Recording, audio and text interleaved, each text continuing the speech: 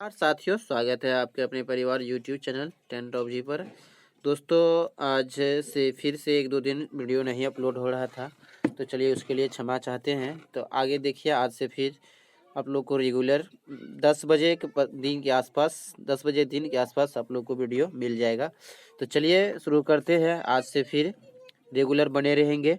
चलिए, आज का जो है देखिए PDF है 28/11/2018 के सेकंड शिफ्ट के पूछे ही गए क्वेश्चन PDF। तो चलिए देरी ना करते हुए हम लोग पहला क्वेश्चन को देखते हैं। पहला क्वेश्चन देखिए, भारत में शहीद दिवस मनाया जाता है, यानी शहीद दिवस कब मनाया जाता है? तो दोस्तों जानते होंगे कि शहीद दिवस जो है 30 जनवरी को मनाया जाता है, महात्मा गांधी के मृत्यु के दिन। तो चलिए नेक्स्ट क्वेश्चन देखिए, टॉम सॉयर एस्क्वायर के लेखक कौन है? तो आप लोग याद रखना इसका मार्क ट्वेन है। टॉम सॉयर के लेखक या स्क्वायर भी बोल सकते हो। टॉम सॉयर के लेखक कौन है? मार्क ट्वेन है। नेक्स्ट देखिए है Al2O3 plus NaOH plus H2O। बोल रहा है कि क्या चीज का निर्माण होगा, नहीं समीकरण, इसको समीकरण में बनाना है। तो समीकरण में आप लोग देख लीजिए, सबसे पहले तो इसमें NaAlOH का हर फॉल हो जाएगा, इस पे 4 हो जाएगा पावर। तो नेक्स्ट देखिए,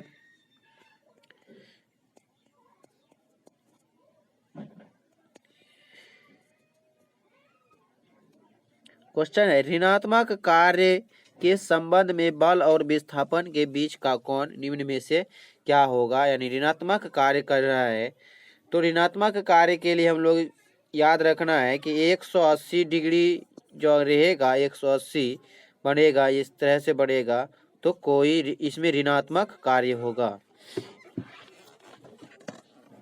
तो नेक्स्ट देखिए क्या है कि क्वेश्चन है CO2 के 44 ग्राम में मौजूद CO2 के अणु की संख्या बात कर रहा है। तो अणु की संख्या इसका निकालना है। सबसे पहले हम लोग जानेंगे, इसमें द्रव्यमान संख्या हमको निकालना पड़ेगा। द्रव्यमान देखिए, सबसे पहले कार्बन का तो 12 हो जाएगा, इसके बाद O2 का कितना हो जाएगा? 8 दूनी 16 दूनी 32 हो जाएगा। तो 32, अब इसको ऐड करते हैं, टोटल द्रव्यमान देखते हैं, 2 और 2 कितना हो जाएगा? 4, 3 1 4, यानी कार्बन CO2 के एक मोल में कितना? 44 ग्राम आ ही गया। तो यानी तो इतने में ही एक मोल होता है। तो हम लोग एक मोल में जानते हैं कि एक मोल में जो है कणों की संख्या या परमाणु की संख्या कितना होता है? 6.022। तो कार्बन के एक मोल में या किसी भी पदार्थ के एक मोल में 6.022 गुना 10 से पावर 23 कण होते हैं या अणु होते हैं। तो इसका आंसर हो जाएगा 6.022 गुना 10 से पावर 23, इसका आंसर हो जाएगा। तो नेक्स्ट देखिए, क्वेश्चन है मेंडलीफ के नियम बताता है कि तत्वों के गुण उनके आवर्ती फलन होते हैं। तो मेंडलीफ ने जो नियम दिए थे वो द्रव्यमान पर ही दिए थे। द्रव्यमान के नियम द्रव्यमान पर ही आधारित है। तो मेंडलीफ के नियम द्रव्यमान पे दिए थे, तो इसका आंसर हो जाएगा परमाणु द्रव्यमान पर ही दिए थे। यानी उसने कहे थे कि कोई भी अगर हम सजाएंगे किसी तत्व को तो उसके परमाणु के आधार पे सजाएंगे। और मोस्ले साहब जो दिए थे ये परमाणु संख्या पर आधारित थे। मोस्ले को छोड़ के अन्य जो है सभी जो है द्रव्यमान संख्या पे आधारित नियम दिए थे। नेक्स्ट देखिए,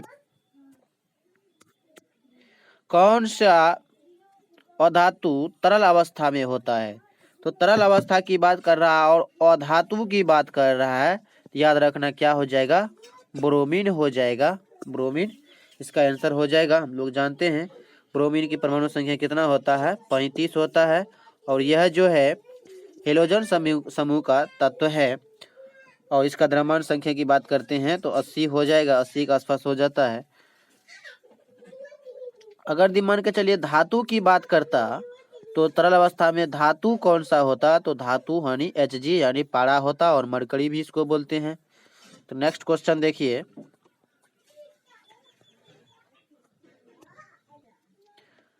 क्वेश्चन है आर्य समाज जो है कितने वर्णों में विभाजित था, तो इसका याद रखिएगा 4 वर्ण में विभाजित था आर्य समाज।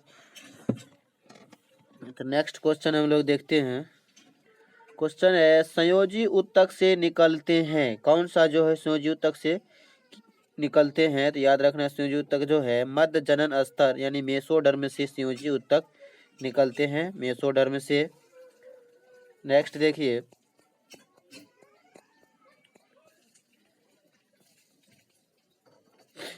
क्वेश्चन है सन 1763 ईस्वी में हस्ताक्षर करने के साथ फ्रांसीसियों को चंद्रनगर और पांडिचेरी में अंग्रेजों की सुरक्षा अधीन केवल व्यापार के उद्देश्य से भारत में रहने का अनुमति प्रदान कर दी गई। तो ये कौन सा कर दी गई थी, किस संधि के तहत कर दी गई, आपको याद रखना है। ये जो है 1763 में जो है कर्नाटक के तृतीय युद्ध हुए थे, और इस युद्ध के बाद जो है 63 से ये 1756 से शुरू होके 63 तक चला था। तो यानी जब युद्ध खत्म होगा तो किसी न किसी संधि के द्वारा ही समाप्त होता है। तो 1763 में समाप्ति हुआ था और पेरिस की संधि के द्वारा हुआ था। और आपको अगर बता दें कि ये जो है कर्नाटक का तृतीय युद्ध अंग्रेज और फ्रांसीसी के बीच हुआ था, अंग्रेज और फ्रांसीसी के बीच हुआ था, याद रखिएगा। नेक्स्ट क्वेश्चन देखिए, जैसे पेंट रंग से संबंधित है तो उसी तरह डी से संबंधित होगा, किससे हो जाएगा, डी से चीनी के मिट्टी से बड़ा होता है। नेक्स्ट देखिए, क्वेश्चन है institute for energy economics and financial analysis की एक रिपोर्ट के अनुसार नवीकरणीय ऊर्जा में कौन सा राज्य अग्रणी है। तो ये एक तरह से करंट भी क्वेश्चन था, तो आप लोग याद रखिएगा इसका कर्नाटक ही होता है आंसर, और कर्नाटक ही आंसर दिया गया है। तो नेक्स्ट क्वेश्चन हम लोग देखते हैं, उच्च जैसे कम से संबंधित है, उच्च कम से संबंधित है, पर्वत किससे संबंधित होगा, तो घाटी से संबंधित होगा। नेक्स्ट देखिए,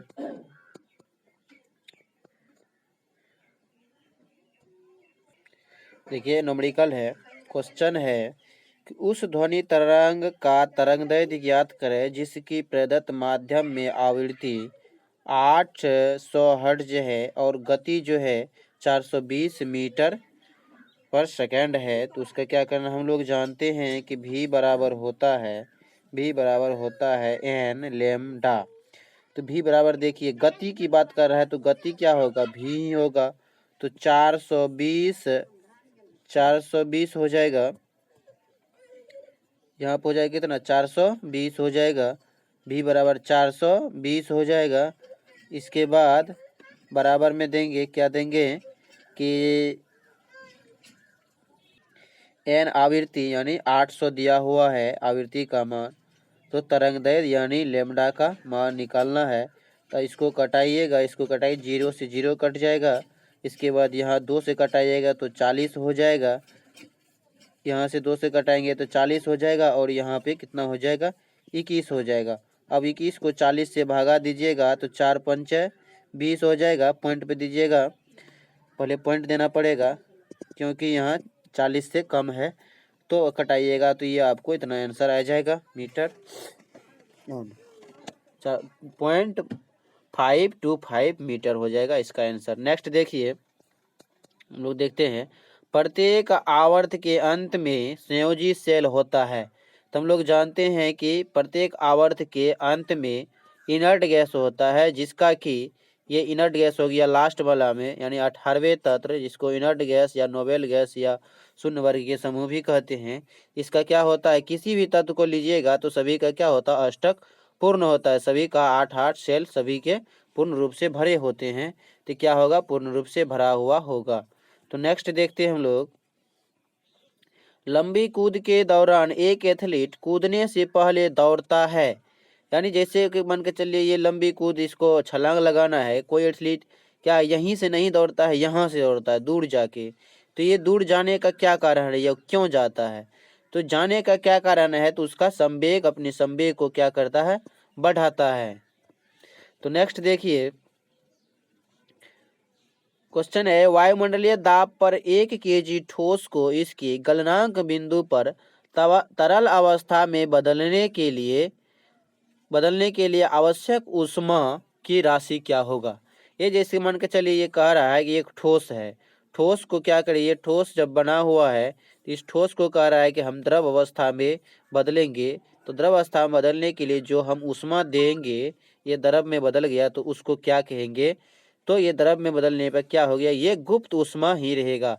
यानी ये वाष्पीकरण तो नहीं न होगा, पर सबसे पहले भाप नहीं बनेगा, भाप के रूप में तो नहीं बनेगा, पहले द्रव अवस्था में आएगा तो उसको क्या बोलेंगे, गुप्त ऊष्मा बोलेंगे। तो नेक्स्ट क्वेश्चन हम लोग देखते हैं। क्वेश्चन है, लियोनेल मेसी निम्न में से किस राष्ट्रीय टीम के लिए फुटबॉल खेलते हैं। तो याद रखना है, ये डायरेक्ट इसको अर्जेंटीना से खेलते हैं और अर्जेंटीना के हैं। तो नेक्स्ट देखिए, 25 kg द्रव्यमान वाली एक वस्तु पर 75 न्यूटन का बल लगाया जाता है तो उत्पन्न त्वरण क्या होगा। तो हम लोग जानते हैं कि F बराबर होता है ma होता है। तो देखिए इसको किसकी, F बराबर मेरा जो 75 न्यूटन दिया हुआ है तो 75 लिखेंगे F की जगह पर। इसके बाद बराबर में m दिया है 25 kg दिया हुआ है, गुणा में क्या करेंगे ए निकालना हमको, 25 या 75 3 से कटा देंगे तो 3 आ जाएगा, 3 मीटर पर सेकंड स्क्वायर त्वरण हो जाएगा इसका आंसर। नेक्स्ट देखिए, यमुनोत्री, गंगोत्री, केदारनाथ और बद्रीनाथ 4 धाम है जो स्थित है, कहाँ पर स्थित है, तो याद रखना ये जो उत्तराखंड में स्थित है, ये हो जाएगा उत्तराखंड। यमुनोत्री, गंगोत्री और केदारनाथ और बद्रीनाथ सभी कहाँ है, उत्तराखंड में स्थित है। नेक्स्ट देखिए, नेक्स्ट क्वेश्चन देखते हैं, गोमती नदी जो है स्थित है, कहाँ पर स्थित है, तो याद रखना गोमती नदी जो स्थित है उत्तर प्रदेश में है। और गोमती नदी के किनारे कौन सा राज्य या शहर बसा हुआ है, तो आप लोग इसको कमेंट में जवाब दीजिएगा।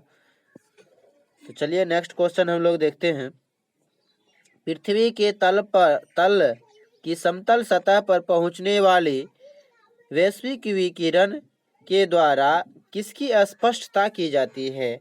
तो देखिए, पृथ्वी के समतल सतह पर पहुंचने वाले वैश्विक विकिरण रेडिएशन किसके द्वारा स्पष्टता की जाती है। तो देखिए कैसे निकालते हैं उसको, तो प्रति घंटा बीम रेडिएशन प्लस प्रति घंटा डिफ्यूज रेडिएशन, यही होता है सूत्र इसका होता है, इस तरह से हम लोग निकालते हैं। तो नेक्स्ट देखिए,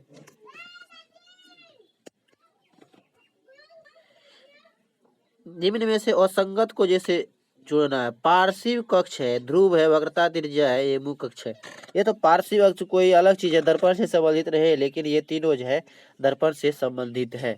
तो नेक्स्ट देखिए, शुक्राणु को सीधे अंडे में अंतः प्रक्षेपित करने की अत्यधिक विकसित प्रक्रिया को क्या कहते हैं। तो याद रखना इसका जो ICSI हो जाएगा इसका। अगर हम लोग जानना चाहते हैं ISI का फुल फॉर्म, तो ध्यान से सुनिए, साइट्रोप्लांटिक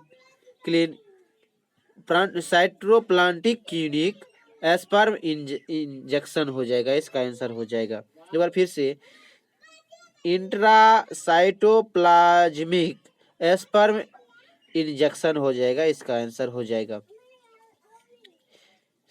तो नेक्स्ट क्वेश्चन हम लोग देखते हैं।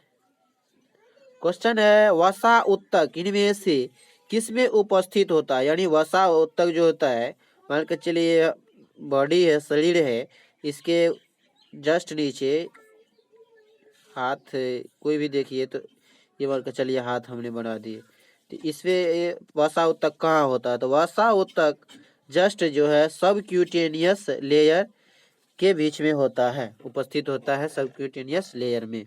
नेक्स्ट देखिए, क्वेश्चन है, Hg के 52 ग्राम में कणों की संख्या ज्ञात करना है। इसमें कणों, दोस्तों सबसे पहले तो आप लोग क्वेश्चन को सही कर लीजिए। इस क्वेश्चन में कुछ डिफॉल्ट है, तो देखिए यहाँ पे कणों नहीं होगा, यहाँ पे मोल कर लेना है। मोलों की संख्या क्या होगा, मोल मोल होगा यहाँ पर। तो देखिए 52 ग्राम में मोलों की संख्या ज्ञात करने के लिए बोल रहा है। तो हम Hg के, तो देखिए Hg के हम परमाणु संख्या जानते हैं, हाइड्रोजन हीलियम 2 होता है, तो इसका द्रव्यमान संख्या कितना होता है, 4 होता है। अब देखिए 4, इसमें कितना है, 52 ग्राम है, तो 4 से 52 में जब 4 ग्राम होता है, 4 ग्राम में Hg के 4 द्रव्यमान होते हैं, तो एक द्रव्यमान 4 द्रव्यमान में यानी 1 मोल हो गया। 4 द्रव्यमान में कितना हो जाएगा, 1 मोल हो जाएगा। तो 4 से इसमें भगा देंगे तो कितने मोल आ जाएगा, इसका 13 मोल आ जाएगा इसका आंसर, जो कि ये ऑप्शन नंबर 3 में है। अगर कणों की संख्या बोल रहा था तो कणों की इसमें 13 में 6.022 गुना 10⁻23, ये 1 मोल में ये कणों की संख्या है, तो 13 मोल में कितने हो जाएगा, तब इस तरह से क्वेश्चन इसका होता। इसमें मोलों की संख्या पूछा जा रहा है, ना कि कणों की संख्या, इसलिए इसका आंसर ये हो जाएगा। आशा करते आप लोग समझ गए होंगे। नेक्स्ट क्वेश्चन हम लोग देखते हैं। क्वेश्चन देखिए, उस बल का नाम बताए जिसके परिणाम स्वरूप दो परस्पर प्रभावी वस्तुओं के बीच प्रत्यक्ष भौतिक संपर्क होता है। देखिए परस्पर संपर्क की बात कर रहा है, कोई भी चीज संपर्क था उसमें संपर्क बल ही होगा। तो नेक्स्ट देखते हैं हम लोग। देखिए इसमें क्या बोल रहा है, त्रिभुज, तो इसको निकाल के बार देखते। देखिए कैसे निकालते हैं, 1 2 3, एक हो गया 4, इसके बाद 5 6, ये बड़ा वाला हो जाएगा, कितना हो जाएगा, 7 हो जाएगा इसका आंसर। नेक्स्ट देखिए,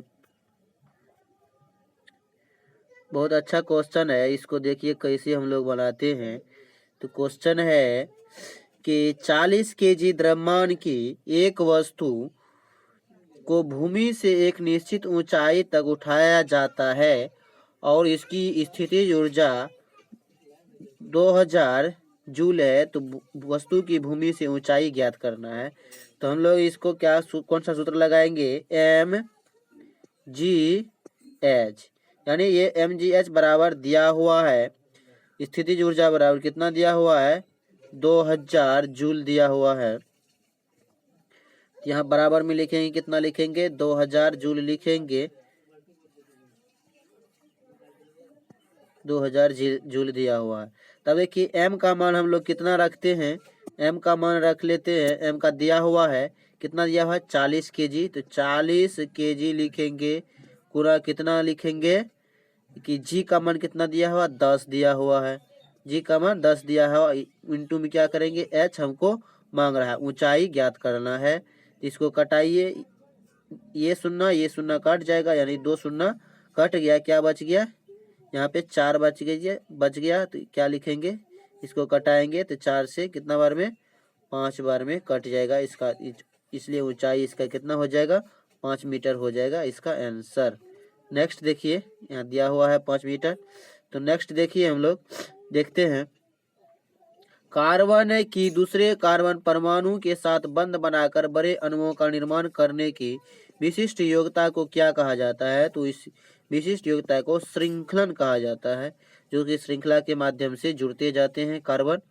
तो नेक्स्ट देखिए, मनुष्य में कौन सा एक अम्लीय माध्यम निर्मित करता है जो एंजाइम पेप्सिन के कार्य को सुगम करता है। तो HCl जो होता है, ये हमारे हम लोग के पेट में होता है HCl अम्ल, जो ये क्या करता है कि उसको अम्लीय भोजन को अम्लीय माध्यम में कन्वर्ट कर देता है। तो नेक्स्ट देखिए, भूटान की राजधानी कौन सा है। तो हम लोग जानते हैं भूटान की राजधानी क्या हो जाएगा, थिम्पू हो जाएगा। नेक्स्ट देखिए,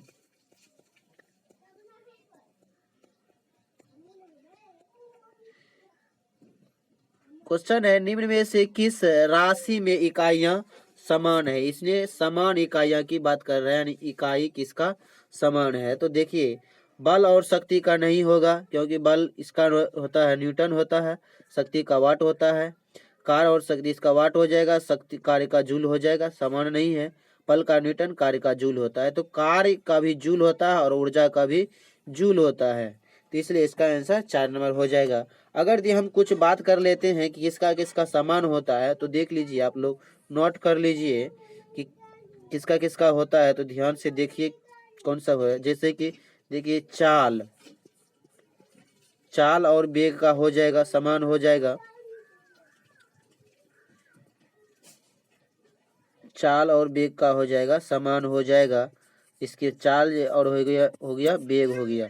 इसके बाद देखिए भार और बल का हो जाएगा समान, भार और बल का हो जाएगा, समान हो जाएगा। इसके बाद देखिए संवेग और आवेग का हो जाएगा, संवेग और आवेग का हो जाएगा, संवेग।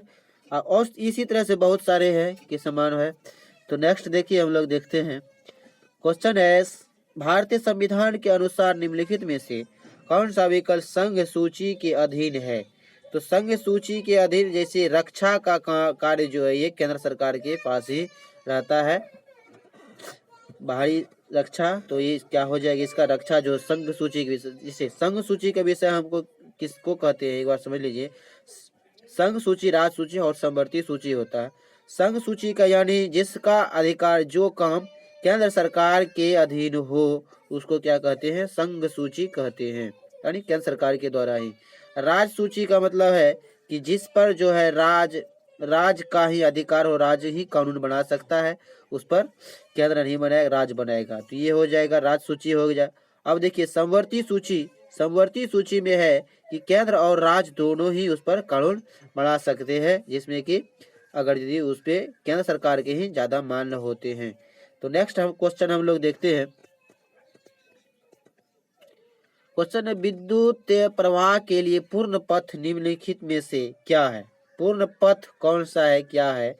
तो पूर्ण पथ इसमें जो सेल ही रहेगा तो पूर्ण पथ बनाएगा, सेल के द्वारा ही पूर्ण पथ बनाया जाता है। तो नेक्स्ट क्वेश्चन देखिए। क्वेश्चन है, भारत सरकार ने हाल ही में एक वित्तीय बंद पेश किया है जो व्यक्तिगत दाताओं को राजनीतिक दलों के लिए पूंजी जुटाने में सहायता होगा।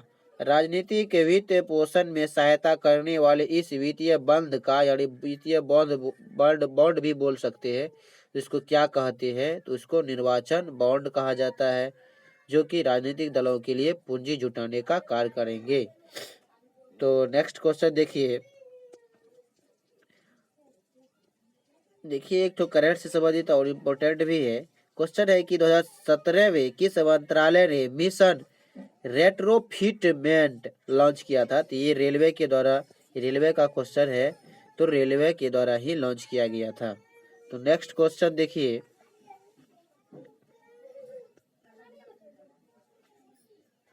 इस तरह से आज का भी सेशन समाप्त होता है। तो दोस्तों आप लोगों को वीडियो पसंद आता है तो लाइक कीजिए, अगर वीडियो पसंद आता है तो लाइक कीजिए, इतना ही हम कहेंगे। तो थोड़ा सा भी आप सोच रहे हैं कि हमने कुछ मेहनत किए हैं, तो इसके लिए आप लोग लाइक कीजिए, कमेंट कीजिए, शेयर कीजिए। इसके बाद तो मिलते हैं नेक्स्ट वीडियो में, नेक्स्ट टाइम में। तो तब तक के लिए व्यस्त रहे, मस्त रहे, स्वस्थ रहे। जय हिंद साथियों।